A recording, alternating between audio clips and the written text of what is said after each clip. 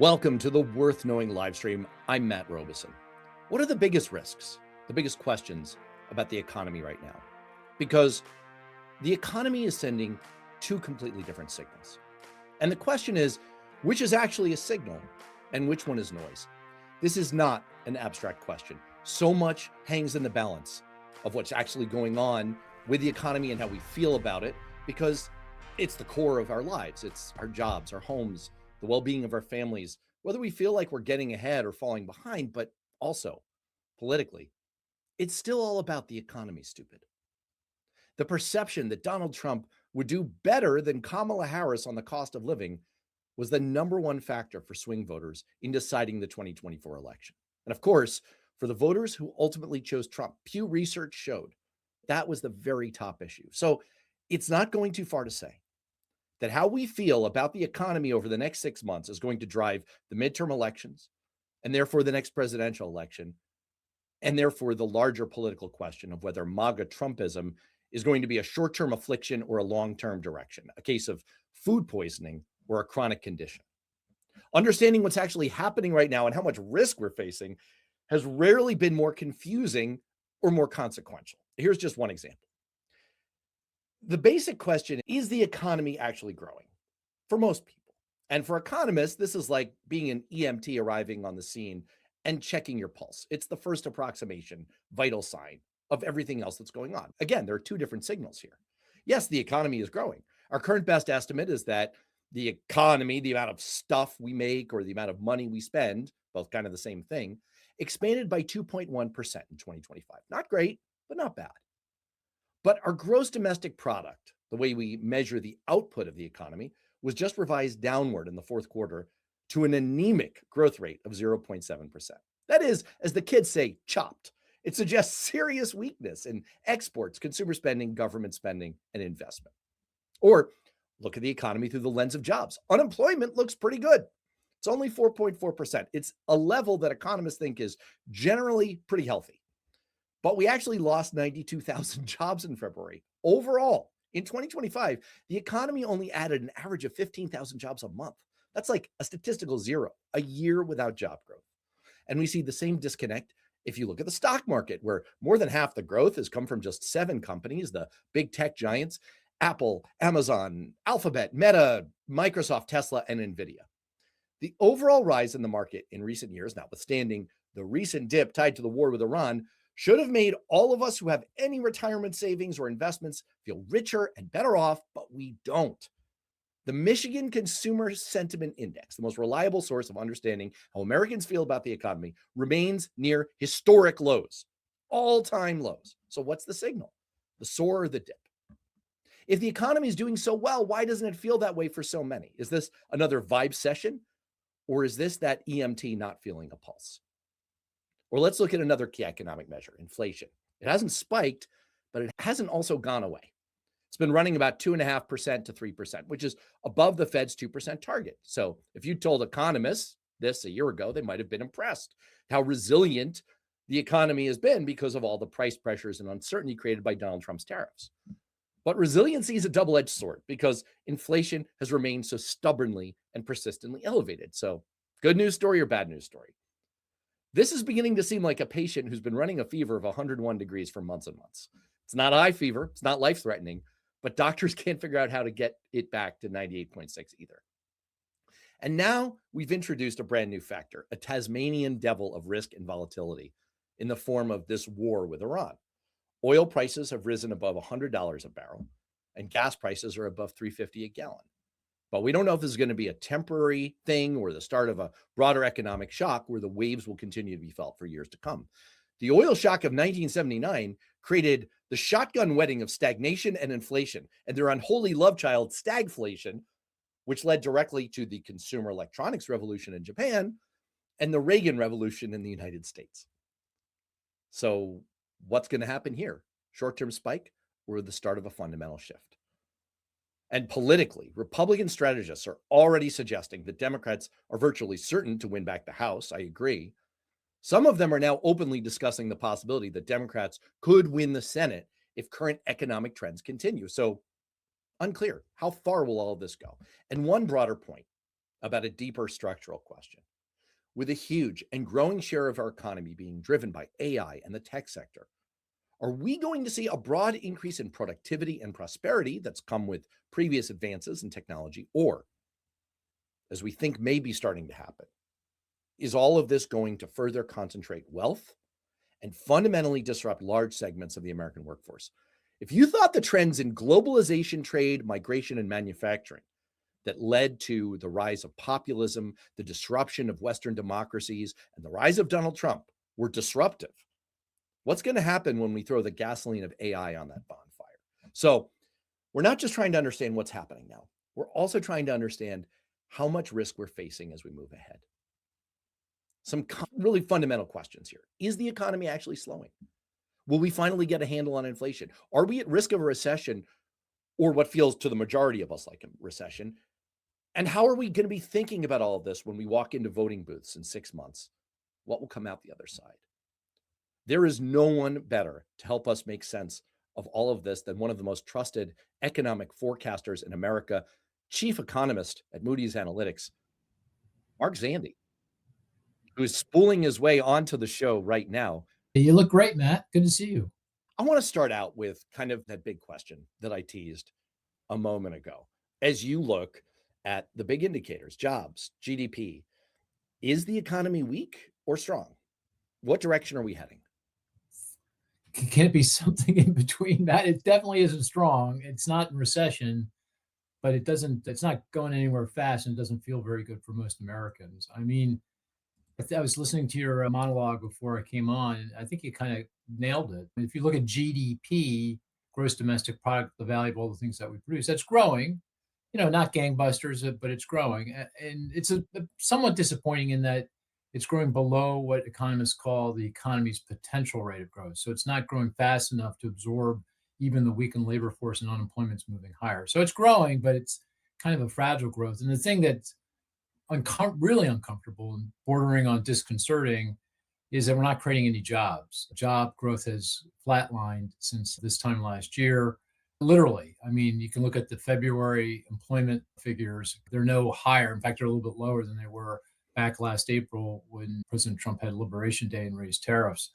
And the only sector of the economy that's adding jobs is healthcare. It's a big sector. It employs lots of folks, and you have hospitals in every community across the country. So I'll take it, but that's it. Every other industry is either adding a bit to jobs or losing jobs. The net of it's not going anywhere. So when an economy isn't creating any jobs and unemployment's inching higher, I guess the way I would think about it is we're growing, it's okay, but it's a very fragile and tenuous growth. Nothing else can go off script. And of course, as we can see, many things can go and are going off script with what's going on in the Middle East. As we move later in the show, I want to ask you kind of one of my favorite economics questions, which is, what's the one economic indicator that you watch most closely to read the tea leaves about where things are going? But I want to leave that in the parking lot for now. Okay. And I want to ask the more kind of immediate version of that, which is, what is going to make you decide right now that things are starting to turn south and you're seeing more weakness than strength? I think the firewall between this uncomfortable, fragile economy that we have and something darker, a recession where we're losing jobs and unemployment's moving higher, are layoffs. So far, the weakness in the labor market, the job market, the fact that we're not creating any jobs goes back to no hiring. Businesses just simply aren't adding to payrolls. It's not like they're cutting payrolls. I mean, some companies are. You read about Block laying off 40% of its workforce, rumors that Meta is going to have big cuts. You can see other tech companies have been paring back, certain other industries. But in the broad scheme of things, we're not seeing any meaningful pickup in layoffs. And that's what I'm watching. If, in fact, for whatever reason, say consumers pull back because they have to pay more for gasoline and home heating and anything related to the run up in oil prices, and start laying off workers, then that firewall will come down and we'll go into recession. And again, we're a pretty tenuous spot, very fragile spot. But I think that's the key to what we've got, and something worse than that. There's a debate spooling out right now about whether we're seeing the early warning signs of an AI-induced like suppression of hiring? You mentioned that employers really aren't adding to payrolls. Maybe there's some uncertainty in that. I know that companies that I have worked for, the internal scuttlebutt is, gosh, we have AI tools. Like we could probably get AI to do this, or they're experimenting all the time. So when you read those tea leaves, do you think that's a factor? Do you think that's part of what's going on that's kind of restraining hiring?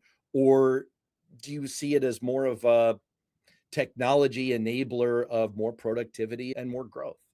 I think so far that the fact that we're not creating any jobs, I think AI, in the anticipation of what might mean for businesses, is probably on the list of reasons why businesses aren't hiring, but it's not at the top of the list. Certainly not yet. I think if you go back and look where job growth kind of went sideways, it was with Liberation Day back last April. I think it goes directly to the higher tariffs. We're losing jobs in manufacturing, which is a direct hit from the higher tariffs and the pullback in trade. We're losing jobs in anything agriculture related because the farm ag sector sells what it produces, a lot of it to the rest of the world, most notably China, and that's all been hammered. Transportation distribution, that's an industry obviously moves stuff around, and that's gotten hit hard. So that's the direct hit to jobs. Then you've got Doge cuts to government. So that's a couple, 300,000 jobs that have been reduced because of those cuts. And then I think broader, what I'd call uncertainty, anything related to policy, tariffs, immigration policy, heavy-handed immigration policy, what's going on overseas. It feels like every month we're fighting another battle somewhere and a lot of drama. Businesses are having a hard time getting their mind around. And then, AI may be playing a role there. There's some academic research kind of connecting the dots between AI and the employment experience of younger people, particularly college educated in as you can imagine, the computer sciences or programming or customer support industries that would be most disrupted by AI. But that doesn't mean AI isn't going to play a much bigger role. And then that's another reason for a bit of angst here in 2026 is that, well, in fact, AI does kick into a much higher gear. Businesses do start to adopt, and they actually get to a point where they start laying off workers. And that's why, for example, I mentioned Block. Block is the fintech company that laid off 4,000 people, or is in the process of laying 4,000 people out of 10,000. And that's an industry you would expect to be disrupted by AI. And they're saying we are being disrupted. So that there may be other things going on there. There might be other reasons why they're laying off workers, but that's a tell that AI is coming on. So AI has played a role, but it's been a bit player. I think it's going to play a much bigger role going forward. And again, in a world where we're not creating any jobs with AI not being doing much of anything there, what does that mean going forward if AI really does kick into gear?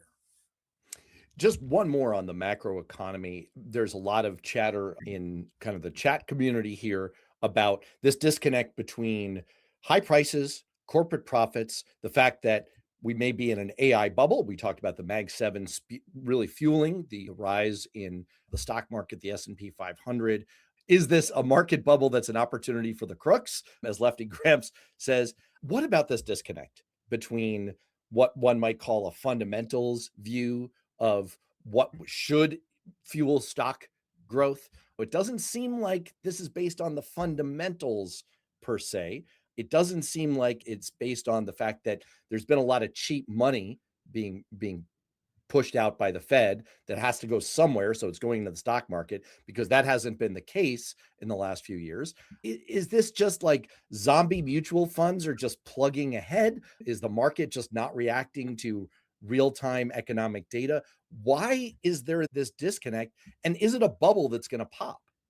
The way I kind of would frame what you just said is that valuations in the stock market are very high. So if I look at the stock prices, and I compare that to the earnings of what businesses are generating, that's price earnings multiple, PE multiple, which is a measure of valuation. It's been higher in the past, but rarely. The last time was during the Y2K bubble, and that was a bubble when we saw the stock market suffer a big correction and a recession followed. We're in that territory. So I think it's a reasonable question to ask. And I don't know, I'm uncomfortable with the valuations. I'm uncomfortable with the fact that a lot of capital has come pouring in, both equity and debt, into the sector, and is resulting in a lot of investment spending, but a lot of kind of circular kind of investing in each other. So there's not a lot of transparency and all that. So that makes me uncomfortable. So I would say that there is a not inconsequential risk that we see the equity market correct, where we see prices come in and investors finally bring down prices more consistent with earnings. Now having said that, it could very well be the case that investors are right. And this goes back to what we were just talking about. I mean, if investors are right that AI is going to come on big time and it is going to allow businesses to generate huge productivity gains, which is to their benefit, is going to result in more profits to those companies, including the AI companies themselves, then these valuations could be justified. It could be very well be the case that the stock market is fine, but the labor market isn't, that we see all these job losses occur because of the productivity gains that result from all the investment that's going on. So it's kind of a very tricky place. It goes back to the word I've been using, fragile. The economists would say in the most likely scenario, is this all going to work out reasonably well? Yes, valuations are high, but tech companies are going to be able to do just enough to support those valuations. And we're not going to see so much productivity growth so fast that we're not going to lose a lot of jobs, and the economy is going to make its way through reasonably well. But there's boulders on either side of that path. The one we talked about both of them. One is investors are right, and there's going to be tremendous productivity gains. That, of course, means we're going to see more job losses than we would feel good about. It may be a problem, may not allow the economy to move forward in a graceful way. And the other is the one you were alluding to, the boulder on the other side is, oh, maybe investors have this dead wrong, and we're not going to see those productivity gains. And if we don't, these valuations are too high, and we are going to see a significant correction in stock prices, and the result will be recession. So that's a long way of saying a boatload of uncertainty around all of this. The most likely is we kind of navigate through, make our way through reasonably well, but I don't say that with a lot of confidence. And that, just to end the thought, this goes right back to where we started. Why aren't businesses hiring? What I just said is a pretty good reason why you'd want to be cautious, because of the uncertainty around this, and it's just impossible to know, exactly how this is going to play out. It gives me great comfort that one of the people on earth who knows the most about this topic is reflecting a certain amount of uncertainty and confusion about where all of this is heading. That shows a remarkable amount of capacity for humility on your part, which is very admirable. But it does make me feel better. It's like you're telling me it's okay, like It's the way I set it up okay. at the top, Yeah. to find ourselves at kind of an inflection point and to be confused about which direction this is going. And part of what you were saying in there is it is quite possible, as Lefty Graham suggested, that productivity could equal screwed workers. It is also possible that we could see, like earlier iterations of technology, getting Microsoft Excel didn't mean we got rid of accountants. It meant that we started being better at some of the things we did. Right now, there's certainly enough warning signs to be nervous about the former version of it. I want to turn over to kind of the second question. We've given a mixed answer, I guess, on the first one, which is the economy getting weaker? And it seems like the answer here is it's fragile, it's weak, it's teetering. It really could go down. I want to talk about prices. I want to talk about inflation. The way economists talk about this is inflation. The way regular humans experience it is prices. And I never want to lose sight of that. To me, the answer to the political conundrum of why people were so unhappy a couple of years ago that led to the election of Donald Trump with the economy was that disconnect. Even as we began to get a handle on inflation, prices were still high. Life was still unaffordable for so many people. And so I want to recognize that up front. But we still do have this problem with inflation. We still kind of have this lingering fever that we can't quite get rid of, which suggests that there's an underlying infection. Why is inflation so hard to get control of? It was, if you go back a year ago, it felt like inflation was coming right back down to something that we'd all feel comfortable with. I mean, just to give you a number, the Federal Reserve Board targets 2% inflation. They look at the consumer expenditure deflator measure of inflation. They say if it's 2%, that's exactly where I want it. Anything higher than that, I'm uncomfortable with. Anything that's meaningful below that, I'm uncomfortable with. I want 2%. If you go back a year ago, before the tariffs and the immigration and everything else, inflation was decelerating. It was coming in, looked like we were going to soft land. Inflation was going right down to 2%. Of course, things changed. The tariffs, the heavy-handed immigration policy, those policies are inflationary. The tariffs by definition are inflationary. It's a tax on American businesses and consumers, you and I, and that tax is in the form of the higher prices we have to pay for imported goods. So that caused inflation to pick up. And by the way, that goes to the uncertainty, the lack of job creation, the loss of jobs in manufacturing, everything we just talked about, and one of the reasons why the economy is fragile. The other is that the heavy-handed immigration policy and the fact that immigration I have no problem with controlling the southern border. I think that's a good thing. But we've gone well beyond that, and we're seeing immigration flows into the country that are half what is typical. Going back many decades, we'd get about 1 million immigrants every year, both legal and undocumented. Now we're down to, there's some debate as to exactly how low, but 250K, maybe 500K. So that makes life very difficult for businesses that rely on those workers. So agriculture, construction, retail, leisure, hospitality, transportation, distribution, to a lesser degree, manufacturing, all childcare, elder care, personal services, all rely very heavily on that. And the companies can't find those workers, and that causes prices to rise. It makes it difficult for those companies to produce. It weighs on growth, but it also causes wages to rise, prices to rise, and costs to rise.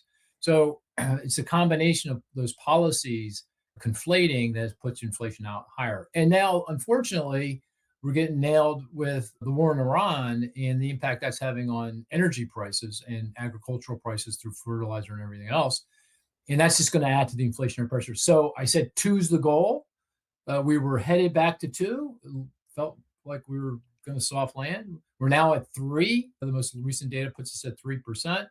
And that's before the effects of the Iran war. That's going to push it up even higher. So if you told me by June, July this year, we're at 3.5, close maybe even 3.5 to 4. I don't know that I'd be surprised with that. And that's going to we're going to go from being uncomfortable to very uncomfortable. And another reason to worry about that fragility in the economy and the potential for the economy, businesses pulling back, laying off, and us going into recession.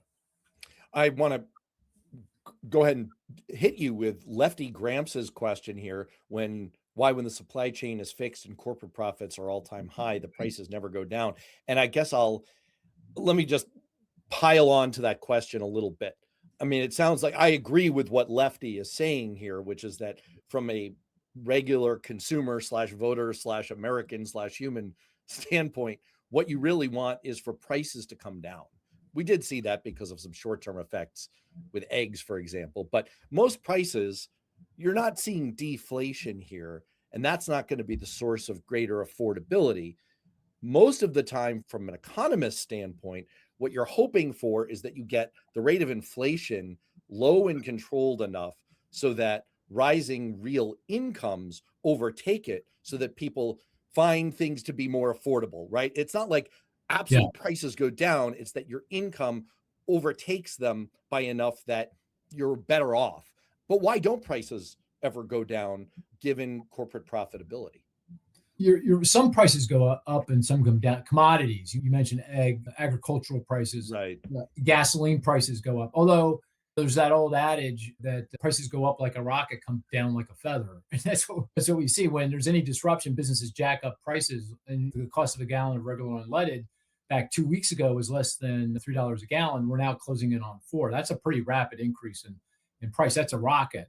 And ultimately, those prices come back in as competitive pressures kick in, but that takes time for that to play out and for prices to come in. But those are commodities. For most other goods, and particularly services, you're right. The prices are very sticky. They generally do not fall. Businesses are very loath to give up to cut price, because if they start cutting price and cutting margin, then they might have to go back to their workers and say, "Hey, I can't. Not only am I not going to pay you an increase, we're going to have to work together to get your wage down." And it just gets very uncomfortable. And also the other thing is, a lot of these companies take on debt and borrow money to help finance their expansion. That's based on the prices that they have.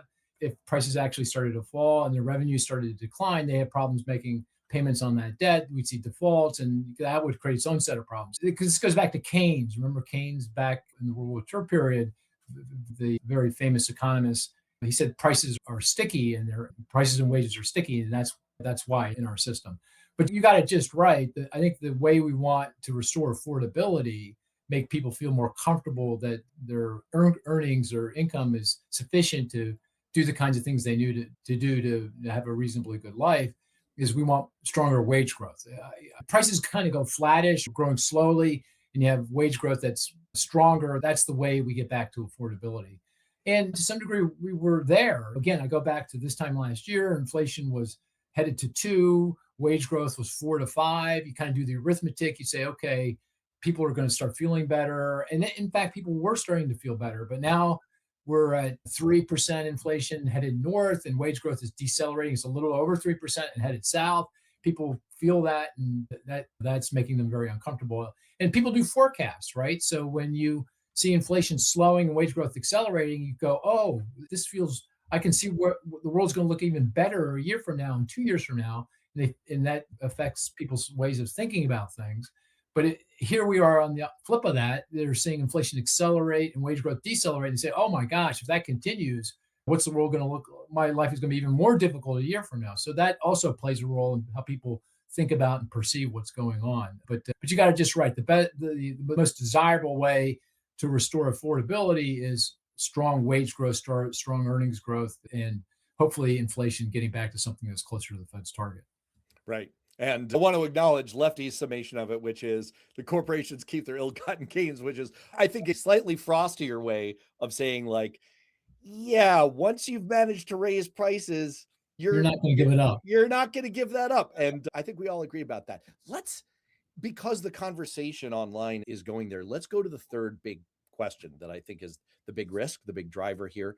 Are we headed for another long-term oil shock? The calculation clearly out of the Trump White House is, yeah, we're going to have an oil price spike. We're clearly having one. They seem to have been taken a little by surprise that the Strait of Hormuz is like a thing that they have to worry about. That seemed to kind of come out of left field for them. Weird, yeah, the way that happens. But I guess the question is, how vulnerable are we at this point? I mean, this could be a temporary spike, or it could be the start of a big shock to the system. Are we really vulnerable to that? I'm hopeful this comes to an end quickly. And when I say quickly, days, week, next week, hopefully this Friday, that the president can figure out a way to declare victory, kind of stand down, move on. And hopefully the Iranians play ball and don't push anything and allow the strait to reopen. It's going to take a bit of time to get things back to normal. When I say a bit of time, a couple, 3 months, just because everything's been so disrupted. And so oil prices, if that's the scenario, and I'm still very hopeful that would be the case, then I think this will go down in history as a blip. Very uncomfortable, disconcerting to watch, but not economically damaging to a significant degree. But now, having said that, with each passing day, I feel less and less confident that's going to happen on a lot of different levels. I mean, the president feels like he's getting a little bit more dug in here and is struggling to figure out a way to reasonably declare victory, and that's a problem. And then even more problematic is, even if the president does figure out a way to stand down, the Iranians, I don't know that they are going to play ball. They're going to continue to be disruptive and disrupt traffic through the strait. And if that's the case, then it's going to be very difficult to restore kind of normal production of oil, and oil prices are going to remain uncomfortably permanently higher, at least for the foreseeable future. So that, yeah, I think the most likely scenario is this plays out reasonably gracefully, but we'll know pretty certain here in the next few days, next couple of weeks, whether that's the case or not. And to be clear, this isn't necessarily just about gas prices. Here's another point from our friend Lefty. Diesel closing in on $5 a gallon in Ohio. What will that do to food prices? And as you alluded to before, fertilizer, plastics, all kinds of petro-derived products and services that spin off of the products, this could have ripple effects. And like, again, to me, it kind of, it feels like there's a tipping point where this goes on long enough and it becomes harder and harder to unwind what's spooling through the economy. We've certainly seen that in the energy sector before, where a price effect persists for long enough and it starts to affect the production chain, the distribution chain. It starts to affect consumers in all kinds of ways. And it's not as easy as just, oh, the flow is turned back on. The economic effects can really persist. Absolutely, yeah, and that's to my point about each passing day. I feel less comfortable with any kind of optimistic scenario here because I like the word spooling. It will start to spool. I mean, groceries first off. I mean, anything that is put on a truck, prices are going to go up, right? Because as you pointed out, diesel has gone up even more than gas and much more quickly. And so if you to get food from the farms to the or the ports to the store shelves, it's now going to be a lot more costly. Any package get delivered by Amazon, UPS, FedEx is going to be more costly. And that's going to airline tickets because jet fuel costs are going up. So not only are you going to stand in your TSA line for an hour or two, but you're going to pay more for your ticket price pretty fast. Again, back to my point, prices go up like a rocket and come down like a feather. They're going to go up pretty quickly here. And then if it persists and it continues on, then prices for lots of stuff will start to rise. Anything manufactured, all manufactured goods use a lot of energy. Anything in the construction trades, anything in transportation, public transportation, the prices will start to rise. Clothing, pretty much everything. And then ultimately, if in fact the higher prices for energy really persist for an extended period, not for weeks or months, but for quarters, then it's going to start showing up in way business workers are going to say, hey, my purchasing power is getting eroded, Mr. Employer or Miss Employer, you're going to have to pay me more. So wages start going up and that gets into the inflation. And then you get into this kind of dynamic where wages and prices are driving each other. And that's certainly not a place you want to be. If you get into that kind of scenario, that's where the Federal Reserve says enough already. They're going to start jacking up interest rates. I don't think we're a long way from that, but that's kind of, if you take this thing to its logical conclusion, if prices remain elevated for an extended period, that's the kind of thing that we'll start talking about and will ultimately start to happen. So, yeah, the effects of this are already consequential on Americans, and it will become much more consequential as with each passing day and each passing week that this goes on. That leads pretty nicely into the fourth issue, the fourth big risk that we wanted to tackle today. And this is the kind of thing that I think has lost all meaning in political discourse. I don't think it's lost meaning from an economic standpoint, but the question of recession Yeah.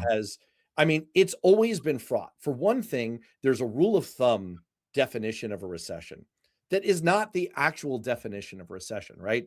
2 straight quarters of negative GDP growth, but that's not the actual rule. There's like this arcane board of like monks who live in a basement at like this economic bureau that you've never heard of, who like slaughter a chicken and watch the blood spatter. And they're like, recession. No, wait, it's not a recession. And this, of course, became a political football back during the Biden era because Republicans were like, we're in a recession. We really are. Even if this board hasn't said it, we are. We definitely are. And then, of course, you have actual consumers, actual humans who don't really give a shit about what this board says. They just feel like we're in a recession or we're not. So I want to ask you about whether a recession's on the table, but I want to take a step back and just ask you as a total expert, what's a meaningful version of this question? What's a meaningful definition of a recession? And are we going to potentially trigger one of those? Yeah, I'm going to paraphrase the group of, would you call them monks? Yeah, weird monks. They're part of the Order of the Divine Severity, I think. Yeah, the National Bureau of actually, they're very nice people. They know them quite well. I'm sure some of them are your best friends. I don't mean to.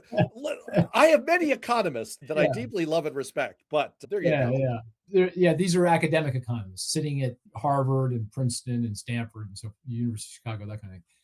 And I'm paraphrasing, so I don't have the wording exactly right, but a recession, as they define it, as this group defines it, the Business Cycle Dating Committee of the National Bureau of Economic Research, is a broad-based, soak that in for a second, broad-based across lots of industries, regions of the country, persistent, not just for a month or two, but for a quarter, 2 or 3 or 4, decline, so an outright decline in economic activity, right? So that's a pretty simple kind of definition, obviously very complex to effectuate and to implement. these folks look at a plethora of economic data, a boatload of economic data. They rely more on some than others. They look at coincident measures of economic activity, things that are lined up at the same point in time. And intuitively, the single most important variable they look at is employment, jobs. And I think most Americans can get their mind around that.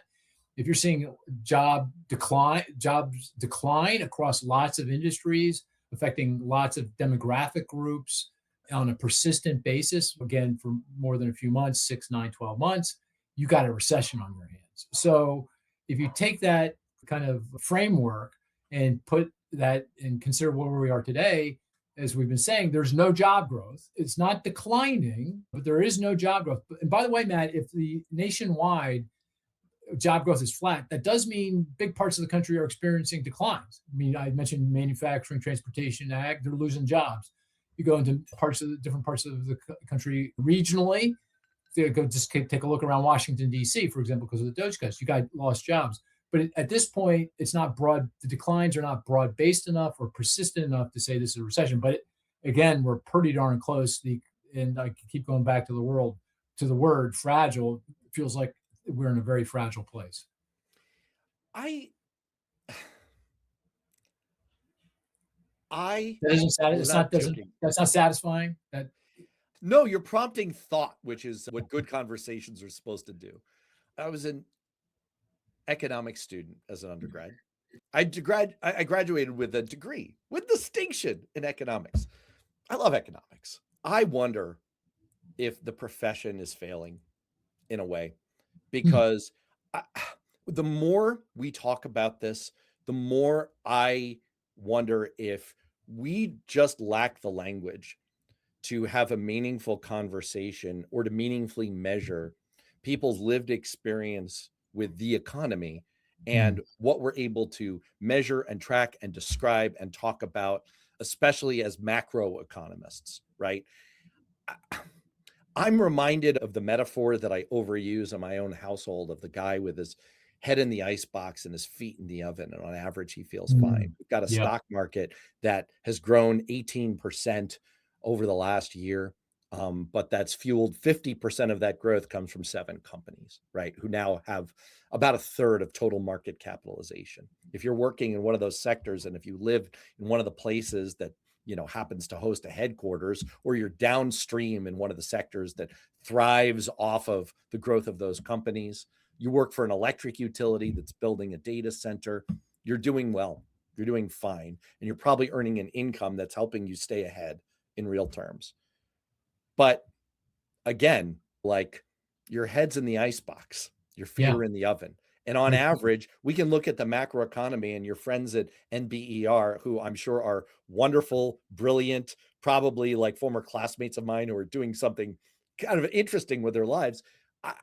They're describing the GDP. They're describing aggregate jobs. But I wonder if they're losing the texture in those broad averages.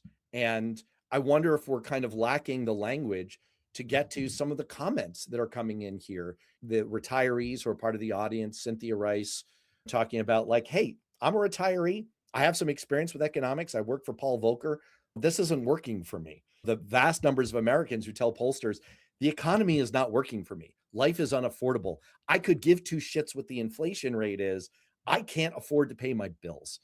This is a total step back that really doesn't have to do with, I don't know, the whole question of whether we're going to enter a recession is just sort of, it leaves me wanting with, do we need new language, new analytical tools, new ways to talk to regular people to say, tell us what your experience with the economy is, and we'll figure out a better way to measure that and reflect that back to describe, is the economy struggling?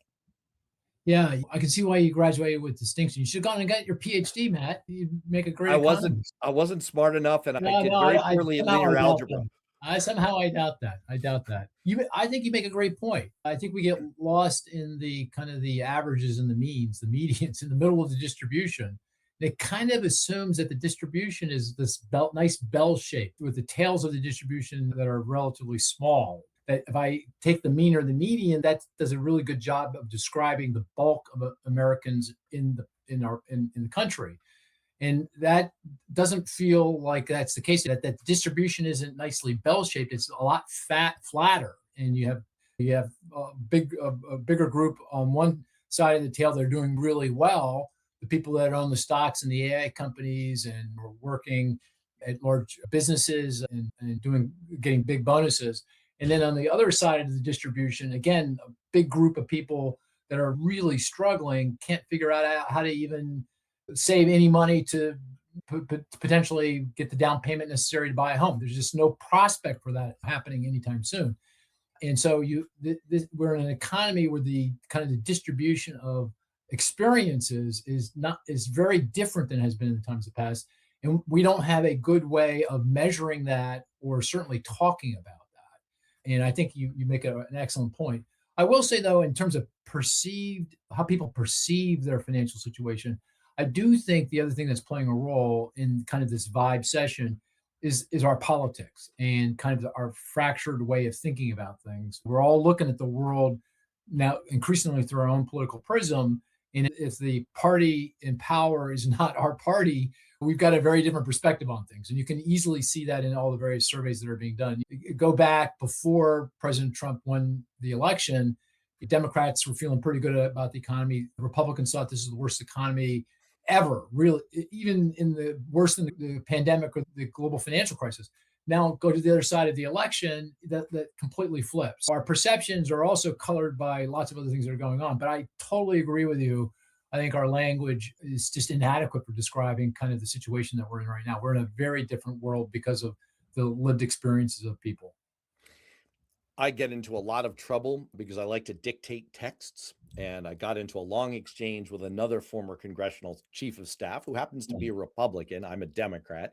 And we were talking about something having to do with some other topic. And it rendered as, well, you can stipulate a termite. So I'm going to stipulate something here. I might even stipulate a termite. I'm going to stipulate that people feel really negative. We know that from the Michigan Index of Consumer Sentiment. We know from what you just said. We know that people feel like, whether you call it a vibe session or whether you call it just views on the economy, whatever the aggregate numbers and the medians and the meads and the modes that you just spoke to, whatever they say, people feel negative. So the question, especially for a politics focused show like this, is where are we going with all this? And I want to land on that question. I think we understand broadly the first part of this question that's up on the screen, why people feel so negative. They feel like they can't afford life. They feel like things are not going in a good direction in terms of their income prospects, their employment prospects, and their affordability prospects. But given everything that you're seeing in the economy, where do you think that sentiment is going? Where do you think we're going to be going into the election in terms of how people view the economy? Or is there just too much uncertainty to say? I think the economy is fragile. I don't think it's going anywhere fast. I think recession risks are high. I think I can say with confidence that people aren't going to feel any better 6 months from now. I just don't see that happening. And I think there is a reasonable probability that things go in the wrong direction. We see some layoffs, we see unemployment rise, recession is a real possibility. And of course, if that were to happen, then they're going to feel a lot worse. I don't think there's any reasonable scenario at this point for 6 months from now, people are going to be feeling better about how things are going. In fact, the war in Iran and the fallout on energy prices, oil, natural gas, fertilizer, everything else, pretty much seals the deal, right? Because that's all going to flow through over the next 6 months. And that suggests that inflation is not going down from here. It's going to go be higher 6 months from now. And it suggests that growth isn't going to be better. It's going to be worse from here. So I just don't see how we land in a better place economically and how people perceive it 6 months from now compared to where we are today. Let me read that last point back to you. It sounds like what you're saying is it's quite possible that the disruption of the war with Iran might be a short-term blip, as the White House is dearly hoping that it will be. But that won't matter in a way, because even if we've moved on from the temporary oil price spike, we've sort of set an upper bound on how good people are going to feel. They were already feeling negative and on a downward trajectory. This is only pushing that further along. Yeah, that's right. I mean, I don't think what's going on that we're paying $4 for a gallon of regular unleaded has actually been cemented in people's minds yet. It's too early. They haven't been to the gas pump enough times to feel that or recognize that or internalize that. But another couple weeks, going to the gas pump once, twice each week, they're seeing $4 and even potentially moving higher. And then starting to go to the grocery store and starting to say, oh my gosh, I'm paying more for pretty much everything I'm buying, from the tomatoes to the oatmeal I eat every morning. And I'm telling you now what I eat every morning. It's oatmeal. I eat oatmeal every morning. I hope Uh, it's not oatmeal and tomatoes, man. I don't know. I can't get around that really? one. Oh, come on. Oatmeal and tomatoes? Oh no, not for breakfast. You're right. I Yeah. got it. Got it. Yeah, yeah, yeah. I hear you. No, blueberries. Blueberries. No, it goes together Blueberries. like nuts and gum. Those monks. What do Yeah, they eat? right. That's what they eat when they're sequestered down in the basement of the NBER. Yeah, someone's got to eat the. Yes, if this all came to an end tomorrow, maybe it doesn't have much of an impact, doesn't resonate. But in another couple of weeks, I think it's gets cemented in people's kind of collective psyche, and I don't know you can break free by the election day, even if it did start to come in before election day. All right, let me hit you with a question that I teased at the top. I know every economist has their pet indicators, their pet data that they like to look at. Alan Greenspan famously had all kinds of abstruse measures that he liked to keep an eye on, like the price of, I think it was like the price of boxer briefs or something, because he figured that people don't replace their underwear with holes in it if they're feeling particularly under the gun in terms of their income, which feels like a weird place to skimp, but whatever. I guess people don't see your underwear. In all seriousness, what do to this larger question? Oh, Cynthia wants to weigh in on the oatmeal question. In all seriousness, to this question of where we're going, I recognize that there's so much uncertainty. We don't know how long the war with Iran will persist. We don't know what's going to happen with oil prices. We don't know what's going to happen with the macroeconomic data, which keeps getting revised in fairly significant, meaningful fashion. What's the number one thing you're keeping an eye on? What's your indicator that people watching and listening to this can use to help them get a beat on where things are going? I'll give you three real quick. It kind of what matters most to folks in the bottom third of the income distribution is how much they're paying at the pump. We're now paying $3.75. If that keeps going north to four and a quarter, that's a signal that they're going to have to pull back because they don't have any option. They're living paycheck to paycheck. If they have to put more of their hard-earned money in their gas tank, that means that they got to make some hard choices. For the folks in the middle part of the distribution, it's really all about their job. And so I'm looking at going back to where we started, layoffs. And the best measure of that is the number of claims for unemployment insurance. If you become unemployed, knock on the UI office door proverbially. It's now virtual, obviously, and get a check to help navigate your way through. That remains very low, but if that starts to move higher, and I can give you precise numbers, but just generally starts to move higher, then that's a signal that businesses are laying off, job loss is going to occur, and that's going to nail folks in the middle part of the distribution. And for folks in the top part of the distribution, it's all about stock prices, right? Stock prices are kind of wavering, but they're not too far from their record highs. They might be down, last I looked, 3-4% from their record highs. So there's still, people are feeling okay. But if we see that correction in AI stocks, or for whatever reason, stock market starts to go south and you see a lot more red on the screen than green, in a consistent way, that those group folks are going to start to pull back, and spending will weaken, and we'll get those layoffs and go into recession. So those three indicators: gas prices, UI claims, and the S&P 500. And to the extent that, I mean, these things interact with one another, right? I mean, this is Yeah. what makes your job super interesting and super challenging, right? Because if we have persistent price shocks based on, let's say, oil prices, that can flow through to the Fed deciding to keep interest rates high, which can then affect stock prices. If part of the theory here is the amount of money that's available that's got to flow into some kind of investment, that could start to put a damper, or the bubble could just freaking pop eventually. Yeah, no, absolutely. I mean, generally, a leading economic, by the way, the indicators I gave you were all kind of leading economic indicators. I said jobs are coincident. UI claims are kind of they lead in part because of the data. It's weekly data, so you get more of a real-time read on what's going on. But that's kind of stock prices are kind of a leading indicator because stock prices have to go down or up, and then it affects people's behavior and spending, and then ultimately economy and the jobs. And gasoline prices, it's kind of leading. If they're going up or down in a meaningful way, it takes time for people to internalize it and then start to change their behavior in response to it. So those are three measures and they all are, as you point out, related. I mean, if we're going to get layoffs and recession, stock prices typically always go down before that. So, and if gasoline prices are rising, that means oil prices are rising. And that's putting pressure on the broader economy and stock prices and jobs. So they're all conflate, but it's kind of a nice, easy way to kind of get your mind around things if you just focus on those three. And they're all real time. Gas prices obviously are real time. Stock prices are real time, and UI claims are every week. So those are kind of, you can look at them on a ongoing, continual basis and get a sense of what's going on. And I'll just say from a political standpoint, because that's more of my focus, Yeah. I have been thoroughly convinced by the experience and the evidence of the last few years that what matters here from a political standpoint, affordability trumps jobs, prices trump growth. And I'm going to be looking, for example, at the Michigan Consumer Sentiment Index and the inflation expectations index, to the extent that inflationary expectations are predictive of actual inflation. You see here the comments here in the chat about maybe unemployment is less of a predictive measure. It's a good maybe one. He's actually, whoever puts the gig economy really is mucking up with the UI claims. He's good, really good point. Yeah, very good point.